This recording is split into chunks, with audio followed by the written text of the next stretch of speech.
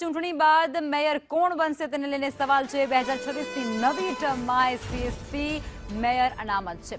Ward 12ના corporator Samir Vaghela RSS સાથે જોડાયેલા છે। ભાજપ સંગઠનમાંથી અજય ડાભીના નામની પણ ચર્ચા અત્યારે ખૂબ ત્યાં થઈ રહી છે। ત્યારે સ્થાયી સમિતિ અધ્યક્ષ પદે 2 નામ અત્યારે ખૂબ ચર્ચામાં છે, ખૂબ આગળ છે। અને આ જ મુદ્દે સંવાદદાતા કૃણાલ અમારી સાથે જોડાઈ ચૂક્યા છે। કૃણાલ, વડોદરા મનપાની અંદર પણ એ જ સવાલ છે કે આખરે મેયર કોણ બનશે, કોના નામ પર મહોર લાગશે, કેટલા નામો ચર્ચામાં અત્યારે?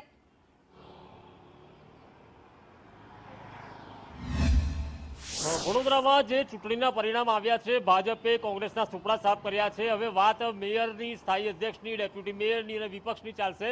તેમાં વડોદરાના મેયર તરીકે અત્યારે જે સમીર વાઘેલા છે, વોર્ડ નંબર 12 થી ચૂંટાયા છે, અને વોર્ડ નંબર 8ના અજય ડાભી આ લોકો મેયર પદનો ચહેરો છે। જ્યારે ડેપ્યુટી મેયર પદે હાલ અહીંયા શ્વેતા ચૌહાણ અને અંકિતા સોની છે। જ્યારે સ્થાયી અધ્યક્ષ તરીકે જે અજીત દધીચ છે અને નીતિન ડોંગા છે, આ બંનેની નામની જાહેરાત થઈ શકે છે। તો બીજી તરફ વિપક્ષનું અહીંયા દૂર દૂર સુધી વિપક્ષ કાયદેસર રીતે બેસાડી ન શકાય, કારણ કે તેમની જે 8 બેઠક હોવી જોઈએ 10% લેખે તે નથી। એટલે કે કોંગ્રેસનો પક્ષ નેતાનું પદ આપી શકે, પરંતુ સત્તાવાર રીતે પાલિકામાં તેઓ વિપક્ષી નેતા તરીકે ના તો ઓફિસ મેળવી શકે, ના કોઈ કાર મેળવી શકે નિયમ મુજબ।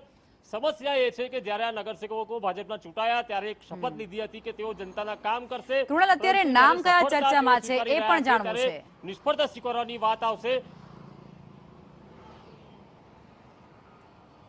હાલ સમીર વાઘેલા, અજય વાઘેલા મેયર તરીકે હાલ અહીંયા ચર્ચામાં છે। નીતિન ડોંગા અને અજીત દધીચ કે જેઓ સ્થાયી સમિતિના અધ્યક્ષ તરીકે ચર્ચામાં છે। ડેપ્યુટી મેયરમાં મહિલાનું પદ આવશે, તેમાં અત્યારે શ્વેતા ચૌહાણ અને અંકિતા સોનીનું નામ છે।